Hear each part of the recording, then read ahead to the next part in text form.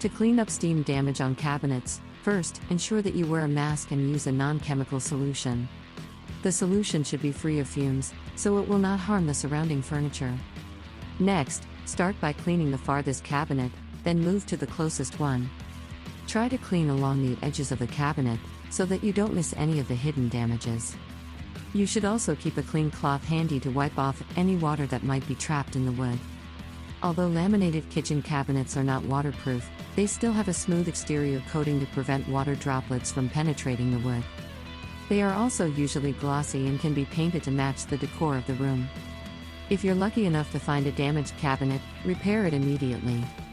Steam damage is not a difficult task since it is caused by moisture, and is usually caused by damage to the finish. Follow these simple steps to get rid of the problem. The next step is to repair any structural damage to the cabinets. You should fill holes with epoxy and remove any padding on the cabinet. Make sure to clean it thoroughly with a disinfectant solution. You should also consider hiring a professional to perform pest removal services to rid the area of pests. In addition, exposure to direct sunlight can cause severe damage to the cabinets. If possible, install curtains to shield them from the sun. Direct sunlight can darken or fade the finished surface of the cabinet. The next step is to clean up the stains. A small amount of liquid dish soap mixed with warm water is a good option.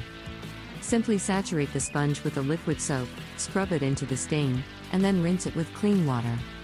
If you want to restore the look and functionality of the kitchen, you must first prevent the occurrence of any further damage.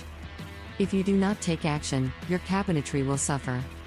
Before you start cleaning up the cabinets, you need to determine the extent of the damage. This will determine how you proceed. If the water stands alone on the floor, the cabinets will need to be replaced. If they are intact, you can clean them with a damp sponge, but if the water is still present, the cabinet will need to be repaired or replaced.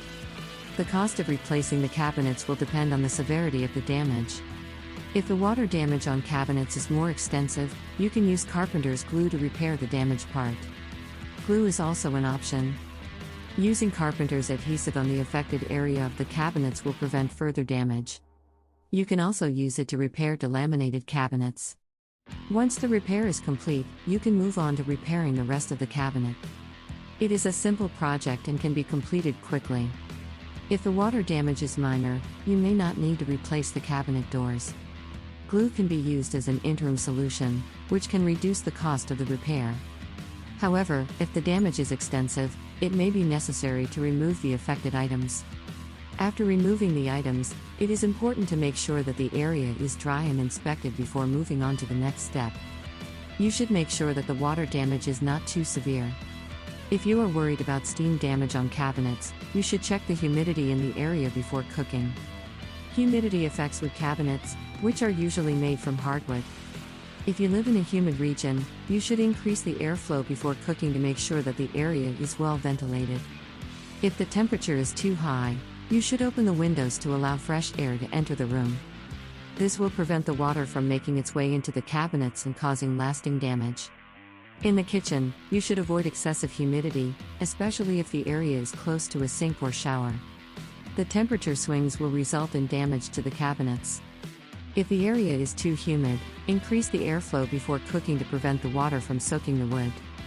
Alternatively, you can use a dehumidifier or a fan to keep the area dry. These two options can help you save your cabinets from the potential damage of steam.